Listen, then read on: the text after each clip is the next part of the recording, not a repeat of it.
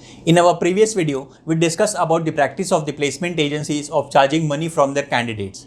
Now further we will discuss about all the possible reasons or the justifications that the certain placement agencies give for following such a practice. Hello everyone, my name is Lokesh and a warm welcome to my YouTube channel. I am a recruitment specialist based in Mumbai and I make videos to help the job seekers with their various doubts, queries and concerns about the job market. So without any further delay, let's begin this video to learn something new today. But before we begin, let me remind you that if you are a first time viewer or if you have landed on my channel for the first time, then click on the subscribe button and the bell icon so that you will receive the notifications of my videos as soon as I upload them. Also, I would request you to share this video as much as possible so that we can reach out to many more people. And do encourage them also to join this channel. So let's begin this video.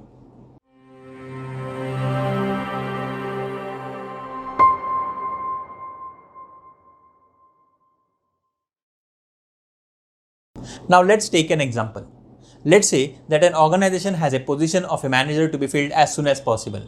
Now a placement agency which is into a contract with this organization starts sourcing the candidates to fill the positions for them.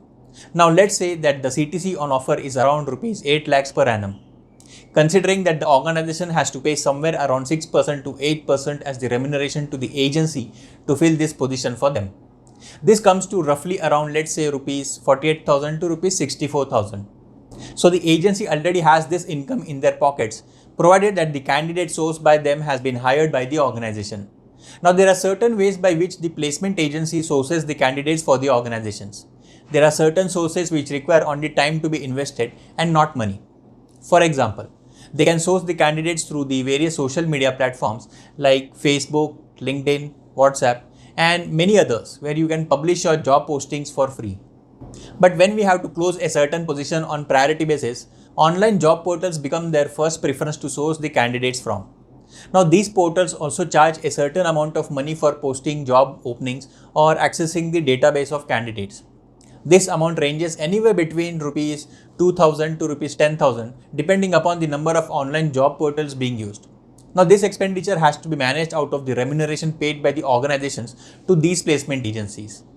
But let's consider that the organization themselves have managed to close this position on their own even before the recruitment agency could do it for them. Now the placement agencies have already spent anywhere up to rupees 10,000 to close this position by posting on the various job portals. The question is how to recover this money.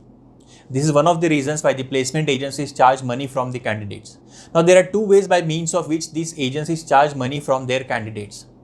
First is under the name of registering a candidate's name, and second is charging a certain amount of money from the candidate's first salary. So in this specific example, a placement agency prefers to charge anywhere between rupees 100 to rupees 500 simply to register the name of a candidate. Now, if the agency manages to find around 20 resumes, then this equals to around rupees 10,000 to rupees 10,000. So in this way, a placement agency manages to recover the costs incurred by them on the positions which they are not even able to close for the organization. Now, certain agencies charge this initial amount, or they charge a certain part of the candidate's first salary, or they charge both. Now let's compare these estimates on a monthly basis and try to work out the amount of revenue they generate just by gathering the resumes. My calculations say that if the agency manages to source around even 200 resumes, then the average revenue generated by them will be in the range of rupees 20,000 to rupees 1 lakh. Now the number of 200 resumes is on the lower side that I am referring to simply because getting 200 resumes in a month comes to approximately around 8 resumes per day. Now this is not a big challenge to get even 8 resumes per day. So you can imagine that even without closing any positions for an organization, these agencies are still able to generate such amount of revenue for them. So one of the primary reasons to follow such practice is that the agencies do not want to spend anything without getting anything in return.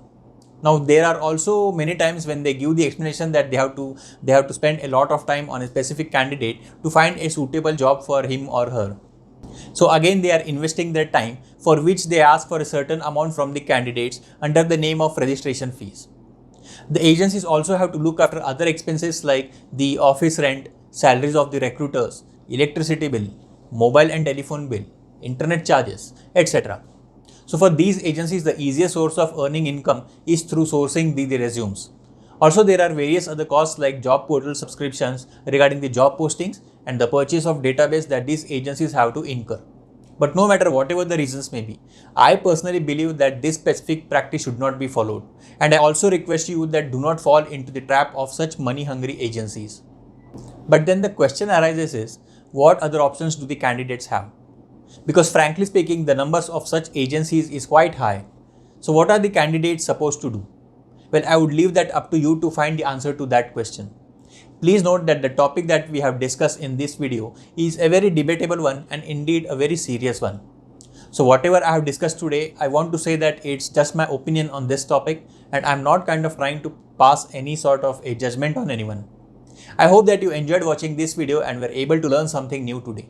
Stay tuned to my channel for more such informative videos.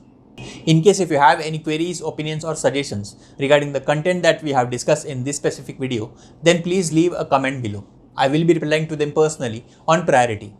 Once again, I would like to remind every one of you to hit that subscribe button and the bell icon and keep on supporting my channel, which will encourage me to bring more quality content for all of you.